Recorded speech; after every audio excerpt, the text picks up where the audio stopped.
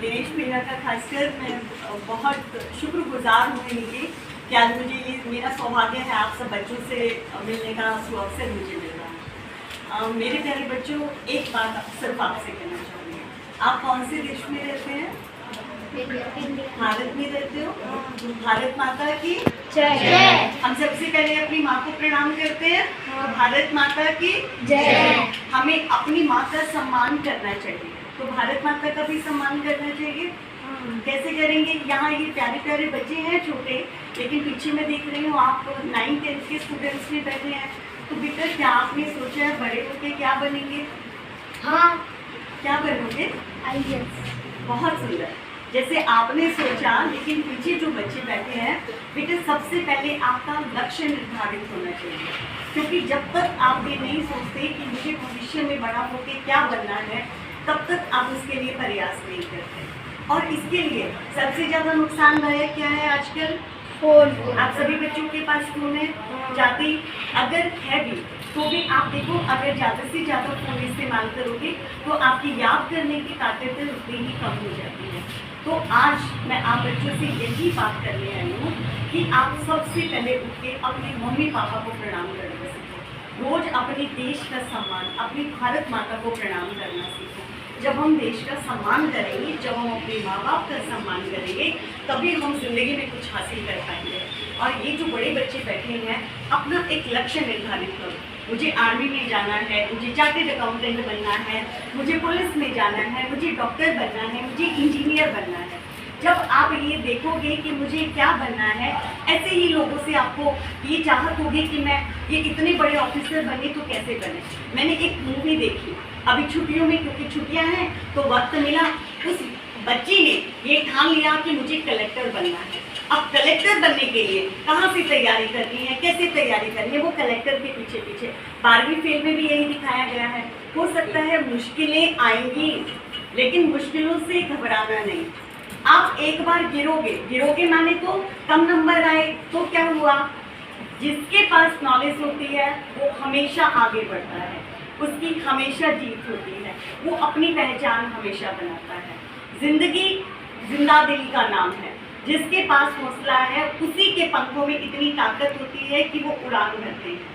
इसीलिए आप सब बच्चे, ये जो छोटे छोटे प्यारे प्यारे बच्चे बैठे हैं, आप सबको भी मैं यही कह रही हूँ, मुझे डॉक्टर बनना है, नहीं तो मुझे दीदी बनना है, जैसे दीदी आपको पढ़ाती हैं, मुझे भी ऐसे ही और बच्चों को पढ़ाना है। तो आप बड़े बच्चे क्या करो, जब भी आपके पास टाइम है आप इन छोटे बच्चों को भी पढ़ाओ। उससे क्या होगा, जो आपने पढ़ा आप देखना बेटा इस बात को कि वो आप कभी नहीं भूल सकते।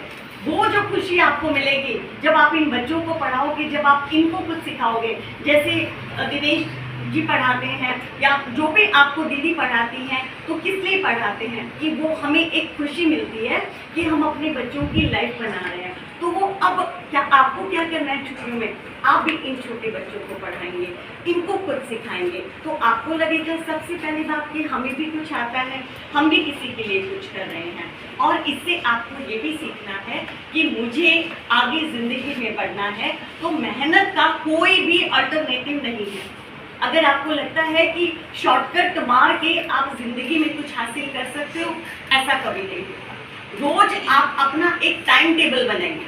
मैं कहती हूँ, अगर आपको जिस भी सब्जेक्ट में आपको लगता है कि मैं वीक हूँ, एक छोटी सी बात, जैसे बोर्ड लगा हुआ है ऐसे घर में चार्ट चिपका दीजिए किसी भी दीवार पे। मान लीजिए रोज के 2 वर्ड आप उस पर लिखिए इंग्लिश के, आते जाते जो भी डिफिकल्ट वर्ड लगे, चाहे वो साइंस का है चाहे वो इंग्लिश का है, आप 2 वर्ड उस पर लिखिए। अगर रोज के 2 लिखेंगे तो वीक में कितने हो गए? 14 वर्ड्स हो गए। अगर एक वीक में 14 वर्ड्स आपने याद किए तो 1 मंथ में आपके कितने हो गए? 4 वीक से या 5 वीक से। आप देखो खेल खेल में आपने कितनी वोकैबुलरी एनरिच कर ली। जब आप स्कूल में बोलोगे, जब आप और बच्चों के सामने बोलोगे, आपके पास जितने शब्दों का भंडार होगा, जितने ज्ञान का भंडार होगा। अक्सर बच्चे कहते हैं इतनी मोटी बुक कैसे होगी, लेकिन आपने क्या देखा है कि उस बुक में आपके चैप्टर कितने होते हैं? कितने चैप्टर होंगे? 10 या 12। एक चैप्टर को याद करने में कितना टाइम लगता है आपको? कितना टाइम लगता है बेटा? 1 घंटा, 2 घंटे, 3 घंटे? कितने घंटे लगते हैं एक चैप्टर याद करने में? 3 घंटे। 3 घंटे। अगर आपको एक चैप्टर याद करने में 3 घंटे लगते हैं तो 10 चैप्टर है तो 30 घंटे। 30 घंटे माने तो एक दिन भी नहीं। ये एक किताब की बात कर रही हूँ। नजरिया बदलिए। एक बस कहने का इतना सा मैं कोशिश कर रही हूँ, अपना नजरिया बदलिए। आपको लगता है बहुत मुश्किल है, मुश्किल कुछ भी नहीं है, मुश्किल आपकी सोच है। आप देखिए यही बच्चे कैसे आप क्लास में टॉप करते हैं।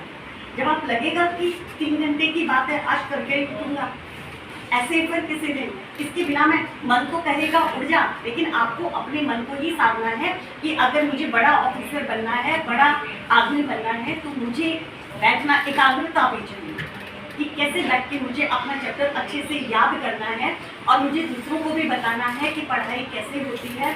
और माँ सरस्वती जब आती है तो माँ लक्ष्मी पीछे पीछे आती है। माने तो पढ़ाई होगी, ज्ञान होगा तो पैसा भी आएगा और सम्मान भी मिलेगा। माँ सरस्वती सम्मान दिलाती है। तो इसीलिए आप सभी बच्चे, आप दूसरों को सम्मान देना भी सीखिए। आप जो देते हो वही मिलता है। अगर आप किसी के साथ अब्यूजिव लैंग्वेज यूज करते हो तो क्या होगा? वो आपको प्यार करेगा? अगर आपने माना गाली दी तो वो क्या करेगा? वो भी बदले में वही करेगा ना।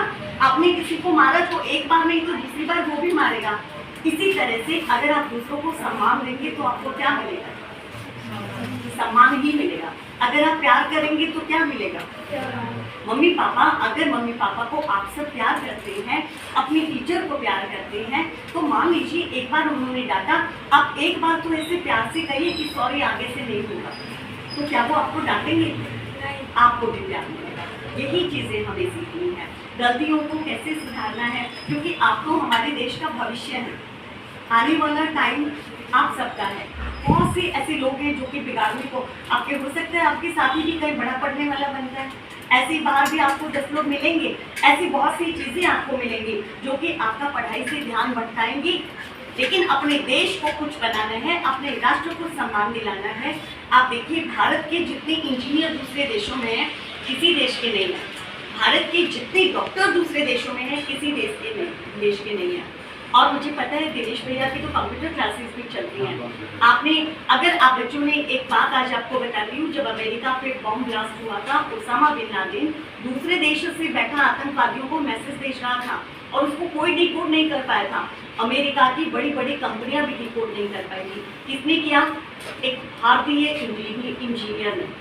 तो हमारे भारत के बच्चों में वो ताकत है जो कि विश्व गुरु बने थे, अब फिर से बनने जा रहे हैं, लेकिन उसको कायम रखना है। वो कौन रखेगा? वो आप सब रखेंगे। इस सेंटर का नाम ऐसा हो, यहाँ से निकलने वाला हर बालक शिखर पर हो। वो आपकी सोच से होगा। आपको यहाँ से पढ़ाई करनी है कि मुझे कुछ बनना है, पास होने के लिए नहीं, कुछ बनने के लिए, माँ बाप का नाम रोशन करने के लिए, देश का नाम रोशन करने के लिए। आप सब ऐसा करेंगे? आज आप सबसे यही प्रॉमिस मुझे चाहिए। देश का प्यारा राज दुलारा कौन बनेगा? ऐसा आपने सुना है कोई गाना?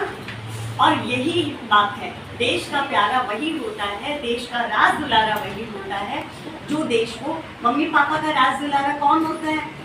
जो सबका सम्मान करता है।